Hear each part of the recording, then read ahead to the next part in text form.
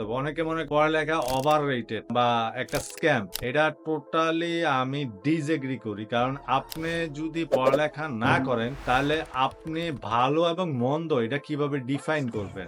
যারা এক্সেপশনাল জিনিসগুলা এক্সেপশনাল, যেমন আমরা অনেকে বলি যে কলেজ ড্রপ আউটরা কেন ভালো করতেছে, ভাই তারা এক্সট্রিম লেভেলের এক্সাম্পল। তারা নিজেরা ভালো করতে পারবে, নিজের প্রতি একটা কনফিডেন্স ছিল, তার কাছে মনে হয়েছে যে আমার পড়ালেখার দরকার নাই, যার জন্য ড্রপ আউট হয়েও তারা কিন্তু খুব ভালো পজিশনে চলে গেছে। এর মানে এই না যে সবাই অ্যাকচুয়ালি ভালো পজিশনে চলে যাবে। আপনি কোনো ভালো কিছু করতে চাইলে তো আপনার স্কিলটা লাগবে, স্কিল ডেভেলপমেন্টের জন্য তো আপনার এডুকেশন লাগবে। আপনি যদি ইংলিশ ভালো না জানেন, আপনি একটা জিনিস অ্যানালাইসিস করার সক্ষমতা যদি আপনি না পারেন, কোনটা আপনার জন্য ভালো কোনটা আপনার জন্য খারাপ, এটা যদি আপনি ডিফাইন না করে সিদ্ধান্ত না নিতে পারেন, তাহলে আপনাদের খুব বেশি দূর যাওয়ার সুযোগ নেই। আর এই জায়গায় এন্ড অফ দ্য ডে পড়ালেখা একটা পার্থক্য তুলে দেয়, যে পড়ালেখা করে নাই এবং যে পড়ালেখা করছে।